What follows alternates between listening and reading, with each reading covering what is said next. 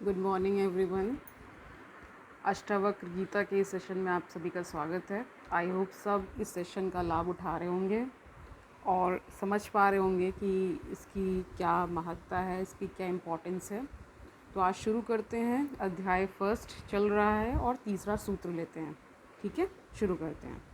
ना पृथ्वी न जलम न नागिनन वायुधौन व भवान येषां साक्षिमात्मानं चिद्रूपम विधि मुक्ते। संस्कृत का आप इसका अर्थ समझते हैं। आप न पृथ्वी हैं, न जल हैं, न अग्नि हैं, न वायु हैं और न ही आकाश हैं।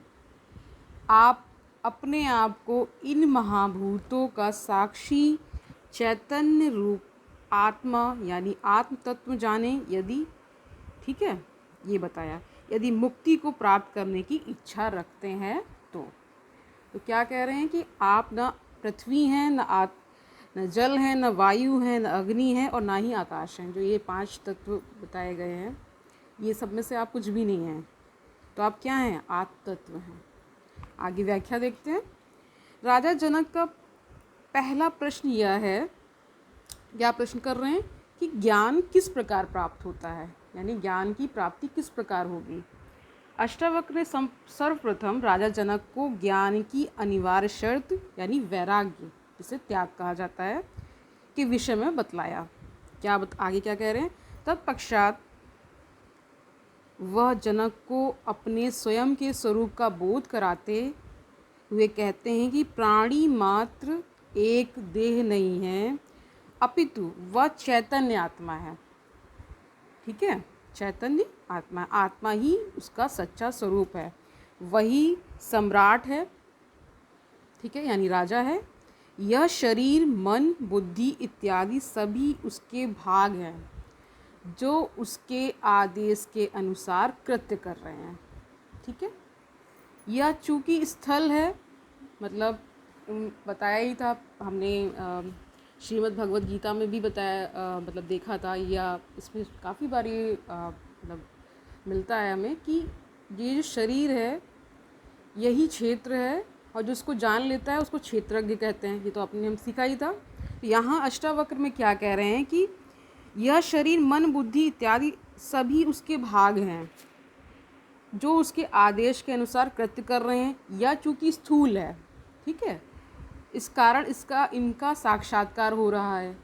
जो सूक्ष्म होती है उसका तो हमें साक्षात्कार होता नहीं है। जो स्थूल, जो हमें दिख रहा है, यानी जो कि हमारी आइज़ के द्वारा परसीव किया जा सकता है, उसे स्थूल कहते हैं। तो इसका साक्षात्कार हो रहा है। जबकि आत्मा अत्यंत सूक्ष्म है, जिसका प्राणी को ज्ञान न होने के कारण उसे ऐसी भ्रांति होती है कि वह शरीर है, क्योंकि हमें आत्मा तो दिखती नहीं है, तो हमें लगता है कि हम शरीर हैं। तो वही बता रहे हैं, यही उसका अज्ञान है। वहाँ श्री अष्टावक्र इस भ्रांति का निवारण करने हेतु कहते हैं कि तू जल, अग्नि, वायु, आकाश, इन 5 महातत्वों से बना हुआ भौतिक शरीर नहीं है। ये 5 तत्व भौतिक हैं, अनित्य हैं। अनित्य यानी नश्वर हैं। समय आने पर ये नष्ट ही हो जाएंगे। ठीक है, परंतु तू फिर भी जीवित रहेगा और मृत्यु के पश्चात भी तू अपनी अगली यात्रा पर निकल जाएगा। ये इस शरीर को पुराने वस्त्र के सदृश छोड़कर नवीन वस्त्र धारण करेगा। यह शरीर तेरे वस्त्र के जैसा ही है, तू इससे अलग है। यह तेरा शरीर तो भौतिक पदार्थों के संयोग से निर्मित है। तू घर नहीं है, बल्कि उसमें निवास करने वाला स्वामी, मालिक है। तू उसमें रहने वाला साक्षी चैतन्य स्वरूप है, चैतन्य रूप है। संपूर्ण भौतिक जगत का आधार यही चैतन्य है, तू भी वही चैतन्य है। तुझे जो अपने आप को अनेकों जन्मों से भौतिक शरीर समझने का संदेह हो गया है, उसे मिटाकर अपने आप को चैतन्य रूप आत्मा समझो।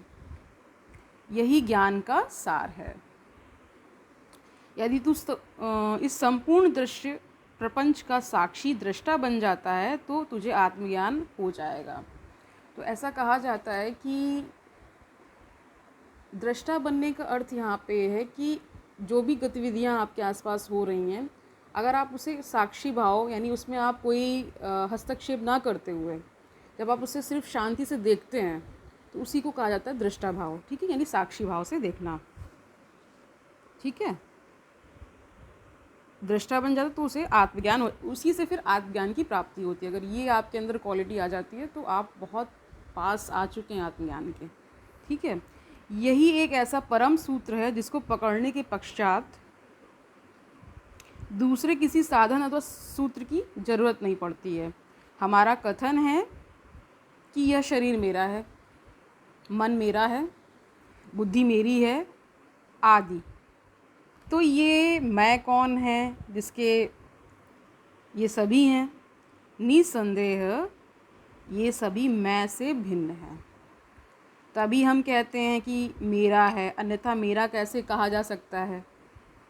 जो इन सब मेरे के विनिष्ट हो जाने पर शेष बच जाता है वही मैं का सच्चा स्वरूप है। यही मैं आत्म तत्व है जिसका बोध हो जाने पर ये सभी विजातीय तत्व उससे अलग दिखाई पड़ने लगते हैं। यानी जब आपको आत्मज्ञान की प्राप्ति होगी तब आपको सही अंडरस्टैंडिंग आ पाएगी कि वास्तव में ये जगत क्या है, ये संसार क्या है, आत्मा क्या है, हम कौन हैं। ठीक है, इस तरह की बातें।